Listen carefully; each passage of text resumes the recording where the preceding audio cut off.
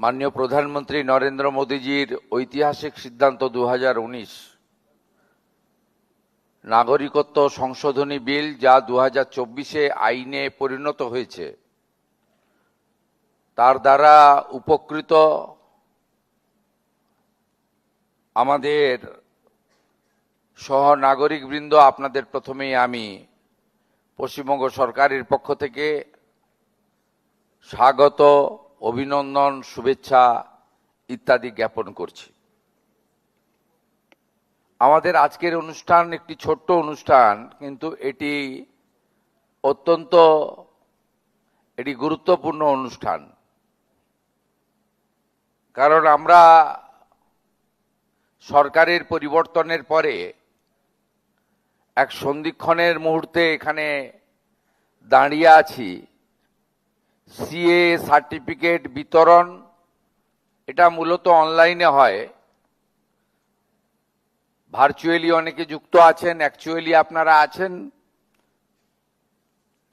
কিছু জনের হাতে আমরা প্রতিলিপি তুলেও দেব অনুষ্ঠানের অঙ্গ হিসেবে। সমগ্র অনুষ্ঠানের ব্যবস্থাপক উত্তর 24 পরগনা জেলার জেলা শাসক মহোদয়া, রাজ্য সরকারের যে দপ্তর এই বিষয়টি দেখছেন, রাজ্যের স্বরাষ্ট্র সচিব শ্রীমতী সংঘমিত্রা ঘোষ মহোদয়া আইএস,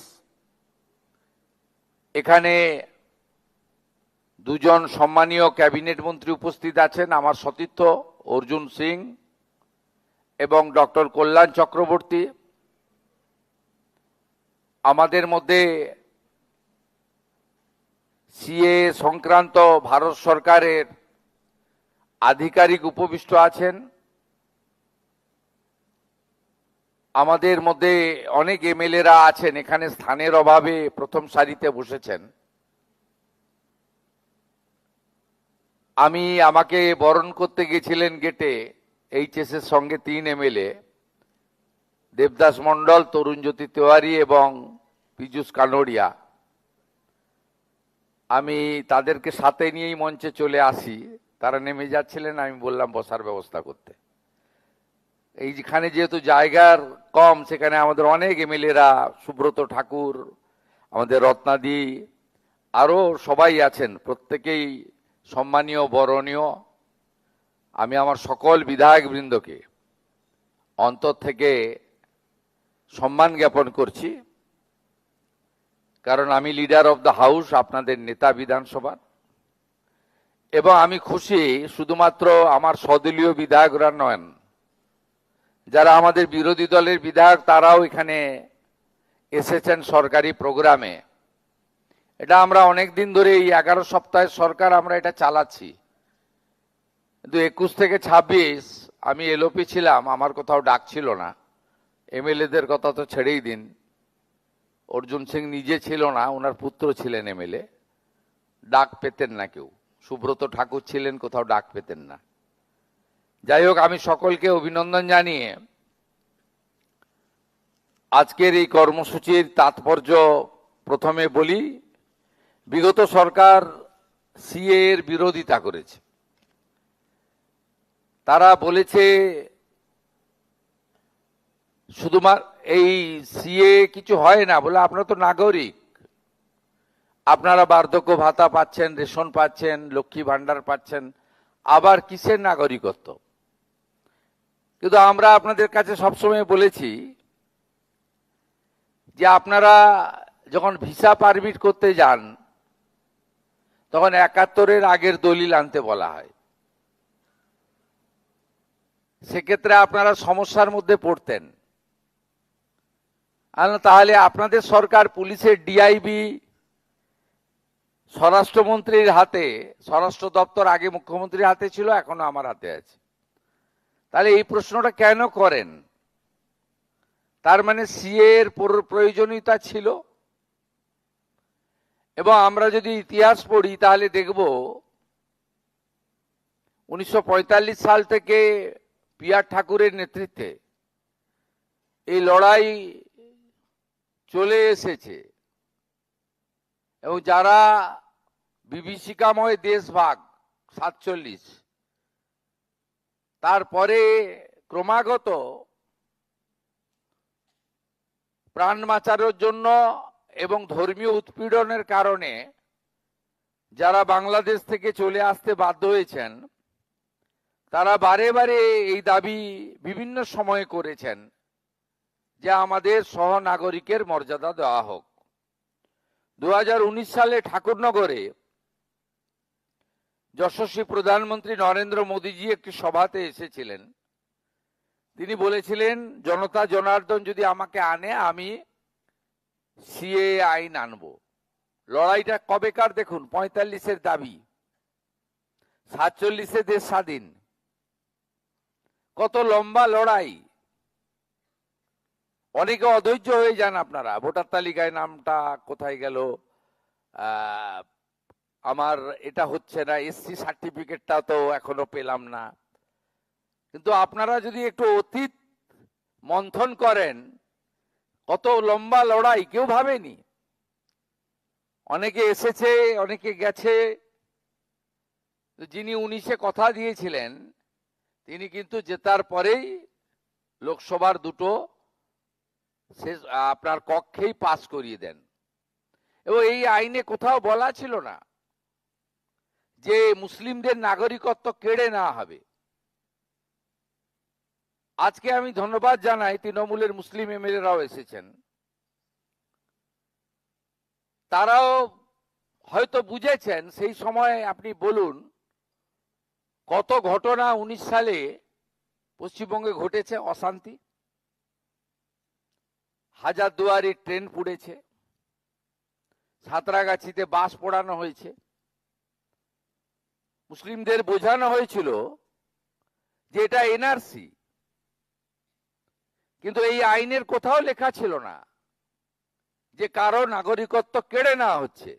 এই আইনে লেখা ছিল যে যারা ধর্মীয় সংখ্যালঘু, তারা আফগানিস্তান, পাকিস্তান, বাংলাদেশ থেকে ভারতে যারা এসেছেন 2014 সালের 31 ডিসেম্বর পর্যন্ত, তাদেরকে ভারত সরকার সহ নাগরিকত্বের মর্যাদা দেবে। কে কে ছিছি বলা হয়েছে, এনআরসি বলা হয়েছে। ভুল বুঝিয়ে সরকারি সম্পত্তি ধ্বংস করা হয়েছে, অশান্তি হয়েছে রাজ্যে। লম্বা তালিকা, আমি পড়তে শুরু করলে 40 মিনিট লাগবে। তৎকালীন মুখ্যমন্ত্রী নিজে মিছিল করেছেন সিটির মোড় থেকে শ্যামবাজার পাঁচমাথার মোড়, এই সিএ এর বিরুদ্ধে।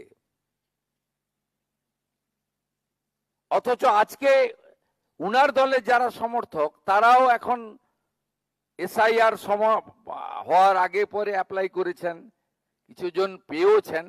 এভাবে তো হয় না। সরকার তো নীতি তৈরি করে সকলের জন্য, কোন একটা নির্দিষ্ট দলের জন্য, ব্যক্তির জন্য নীতি তৈরি হয় না। 2024 সালে তারপরে মাঝখানে বলা হলো যে আইন তো হয়েছে, কার্যকর তো হচ্ছে না। বলা হলো প্রধানমন্ত্রী এবং আমরা জুমলা, মানে মিথ্যা প্রচার করি। হিন্দিতে জুমলা বলে, বাংলায় মিথ্যা। অনেকে বিভ্রান্ত হলেন। হ্যাঁ, সত্যি তাই তো। 19-এর আইন 20 গেল, 21 গেল, 22 গেল, 23 গেল, কার্যকর হয় না কেন? প্রথমত, স্বরাষ্ট্রমন্ত্রী একবার এসেছিলেন, ওখানে আমি সঙ্গে ছিলাম ঠাকুরনগরে। তিনি বলেছেন কোভিডের জন্য করতে পারিনি। 20, 21, 2 সাল কোভিড ছিল, ভ্যাকসিনেশন চলছিল, বলে এগুলো কমপ্লিট হয়ে যাক, করে দেবো। রুল মানে আইনের পরে রুল বের করতে হয়। ঠিক 2024 সালে 6 মার্চ ভারতের স্বরাষ্ট্র দপ্তর রুল জারি করে দিল। রুল জারি যেই হয়ে গেল, তখন আগে যারা পশ্চিমবঙ্গে শাসক ছিলেন, যারা সিএ এর বিরোধিতা করেছেন, সিএ কে এনআরসি বলেছেন, মুসলিমদের ভুল বুঝিয়ে খেপিয়েছেন সিদ্দিকুল্লাহ চৌধুরীর নেতৃত্বে, সেই তারাই বলল একদম অ্যাপ্লাই করবেন না। অ্যাপ্লাই করলে কি হবে? আপনি চাকরি করেন, চাকরি যাবে। আপনি পেনশন পান, পেনশন বন্ধ হবে। আপনি রেশন পান, রেশন বন্ধ হবে। আপনি ভাতা পান, ভাতা বন্ধ হবে। আপনার ছেলে মেয়ে স্কুলে যায়, স্কুলে যাওয়া বন্ধ হবে। তখন আপনাদের মধ্যে একটা বড় অংশ ভাবলো সরকার বাহাদুর বলছেন, তাই আমরা আবেদন করব না। আমরা যত বলি আবেদন করুন, বলছে না আবেদন করব না। বার্ধক্য ভাতা, বিধবা ভাতা, লক্ষ্মী ভান্ডার, চাকরি বাকরি, স্কলারশিপ, হ্যানা তেনা, রেশন সব বন্ধ হয়ে যাবে।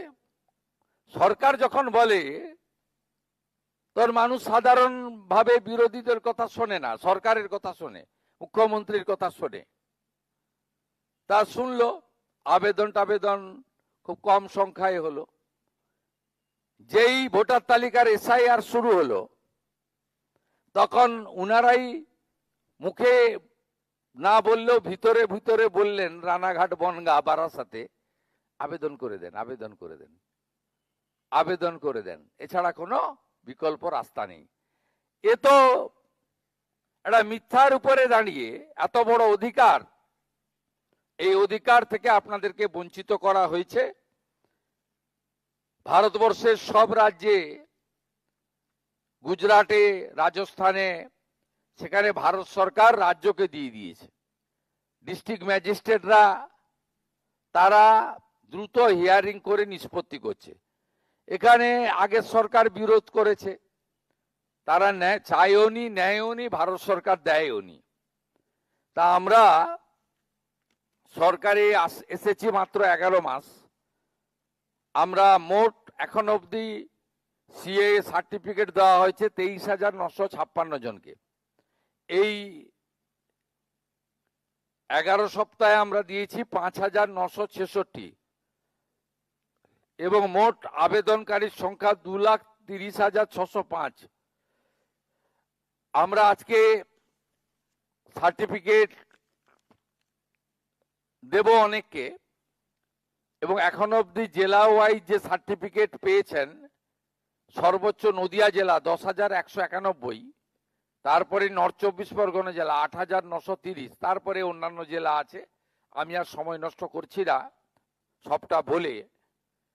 আপনাদের কাছে আমি এখনো যারা আবেদন করেননি তারা আবেদন করুন, এবং আপনাদের ওই ওবিসি এসসি সার্টিফিকেট সংক্রান্ত যে বিষয় ছিল, ইতিমধ্যে সার্কুলার করে দেওয়া হয়েছে। জানেন যে কনফিউশন ছিল আপনাদের একটা। দ্বিতীয় হচ্ছে 2014 পরে যারা এসেছেন তাদের জন্য 1 সেপ্টেম্বর 2025 ভারত সরকার আরেকটি নোটিশ করেছে। 31/12/2024 পর্যন্ত তাদের এই সিএ এর আওতায় আনার কথা বলা হয়নি আপাতত, কিন্তু বলা হয়েছে কোনো পুলিশি হয়রানি তাদেরকে ভারতবর্ষের কোনো পুলিশ করবে না, পশ্চিমবঙ্গ পুলিশও করবে না। এই সময়কালের মধ্যে যদি সিএ এর আওতায় পড়েন, এমন কেউ জেলে থাকেন বা জেলে গিয়ে থাকেন, তার তালিকাও আপনারা দেবেন। আমরা তাদের সরকারি পিপিকে দিয়ে জামিনে মুক্ত করার ব্যবস্থা করব। কোথাও কাউকে পুলিশ হয়রানি করছে না, করবেও না। আর দ্রুত আপনারা আবেদন করতে শুরু করুন। মাননীয় কেন্দ্রীয় স্বরাষ্ট্র মন্ত্রীর নেতৃত্বে হাই লেভেল টিম পশ্চিমবঙ্গে 3 সপ্তাহ ছিলেন।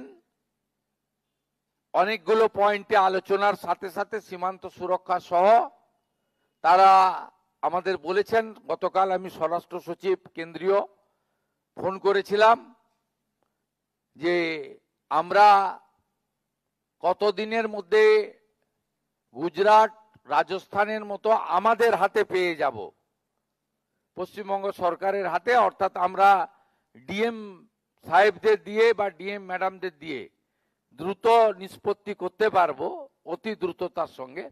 উনি আমাকে টেন্টেটিভ বলেছেন যে প্রক্রিয়া শুরু হয়েছে, আগামী 1 মাসের মধ্যে আপনারা পেয়ে যাবেন।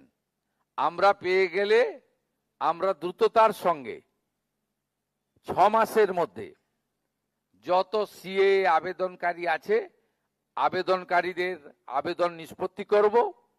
নতুন যারা আবেদন করেননি 31/12/2014 মধ্যে এসেছেন তারাও আবেদন করবেন।